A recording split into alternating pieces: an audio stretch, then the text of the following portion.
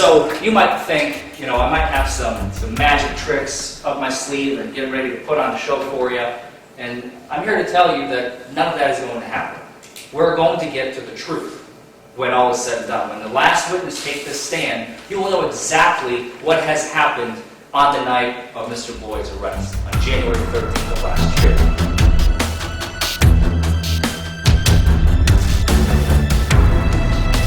Even though that information would have assisted you in your investigation, wouldn't it? Again, this is not my case, not my stop. So you have nothing to do with it. You're just a passive observer? Objection, Judge. That's not what he testified to. He said he was not the initial officer previously. I'll rephrase the question, Judge. Fair enough. In your opinion, do you believe going to the restaurant would have help investigate and prove either Mr. Lloyd's guilt or innocence? I believe statements would have helped, yes.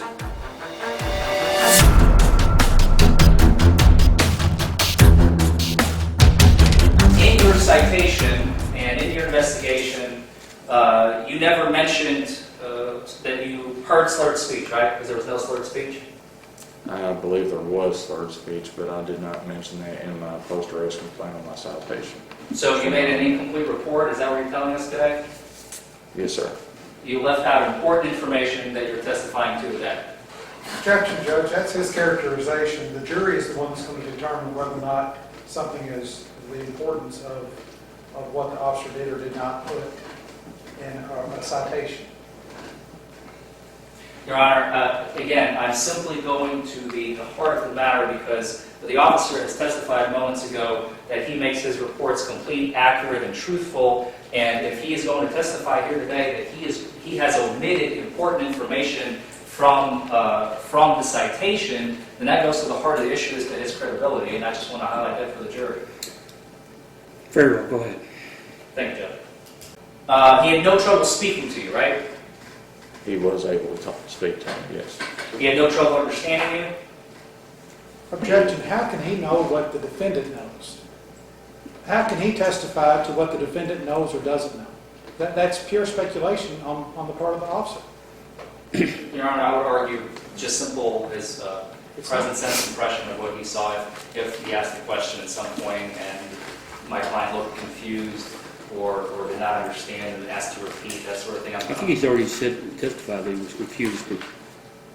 At some point, Mr. Lloyd admitted to you that he had a beverage at, and I think he's actually pointing in the video, right? Yes, He's sir. pointing, as we can see. And what is he pointing to? I believe he's pointing to El Patron Mexican restaurant. El Patron Mexican restaurant. Yes, sir.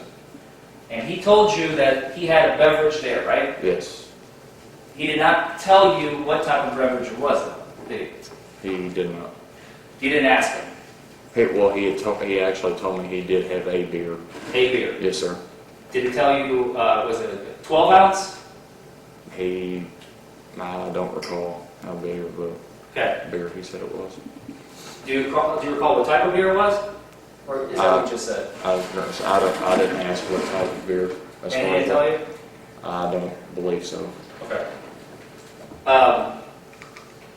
You are aware that it is, we covered this with the jury, but I want to kind of ask this question of you. You are aware that it is legal to drink and then operate a motor vehicle, right?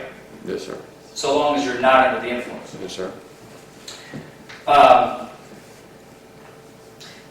During the interaction with Mr. Lloyd during his arrest, he did indicate, as he was pointing to the restaurant, that you are free to go and speak with either the owners or the patrons where he was, just 10, 15, 20 minutes ago, right? Yes, sir.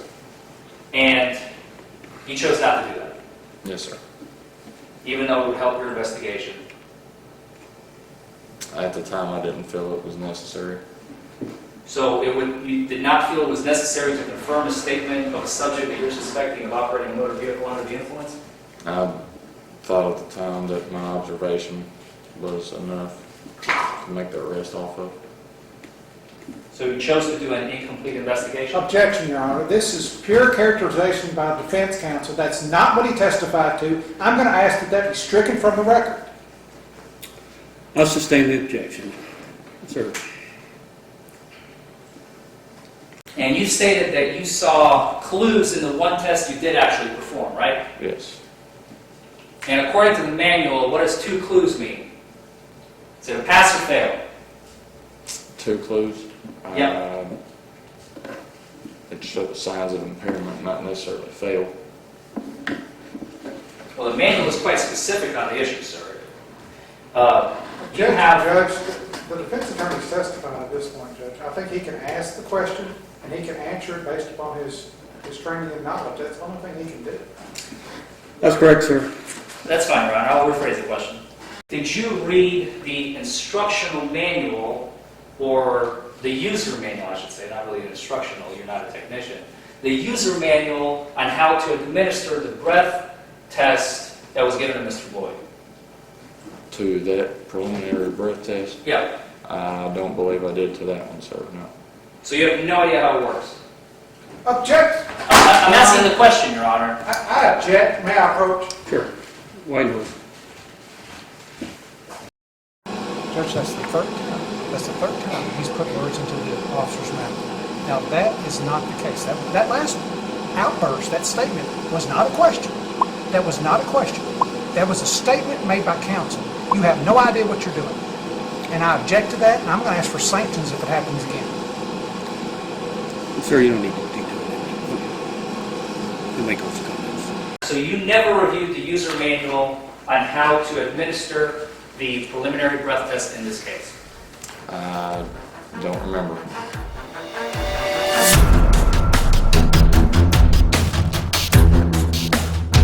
Let's talk very briefly about your knee reconstructive surgeries.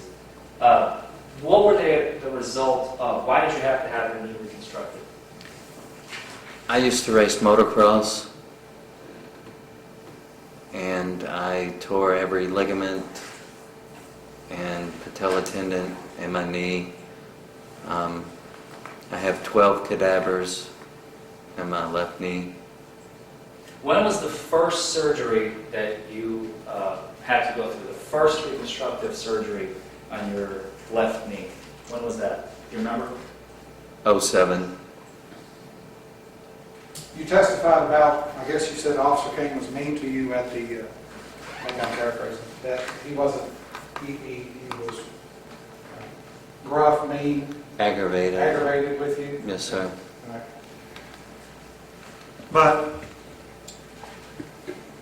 your testimony was that, I think is what you said, if this doesn't get me out of jail, I'm not going to do it. Is that basically what you said? You had no incentive to take the test?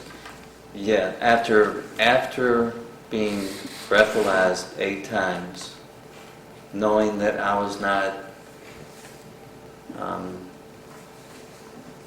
knowing that I was sober,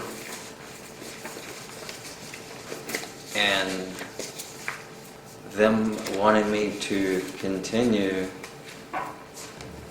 this almost a charade. A charade? Well, it sure seemed like it at the time, sir. I mean, I already blew into this device 8 times, and this gentleman's telling me... Sir, Your Honor, I would like for my client to be able to answer the question fully prior to questioning by the Commonwealth. No, we'll let him If I answer. can ask, now we're talking about 2 completely separate machines, right? Yes, sir, we are. You never blew into the intoxilizer at the jail.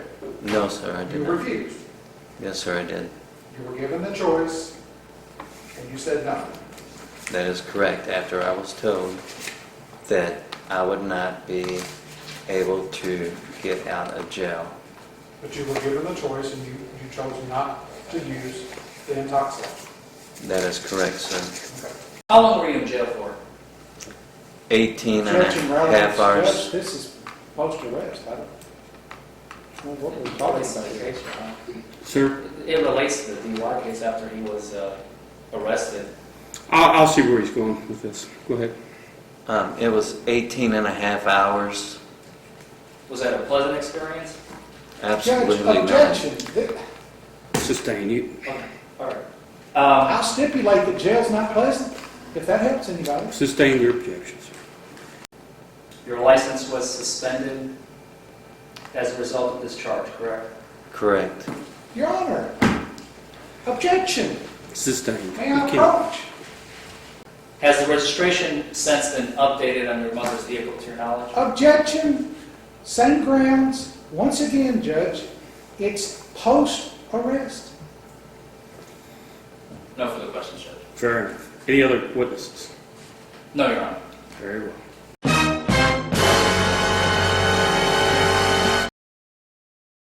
Refusal to take the breathalyzer. That's really where the heart of the Commonwealth's case is. And that was my biggest question, Mr. Boyd, since I took this case. And I want you all to put yourselves in his position.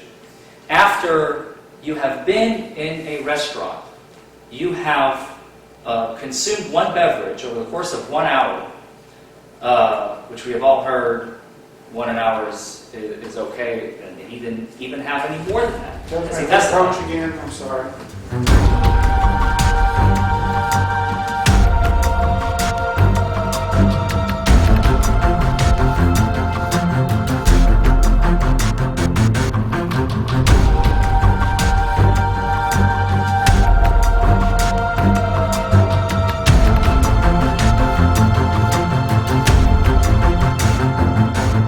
Verdict Form C, Charge 3, operating a motor vehicle under the influence of alcohol which impairs driving ability. DUI, we, the jury, find the defendant not guilty under Instruction 3 of operating a motor vehicle under the influence of alcohol which impairs driving ability.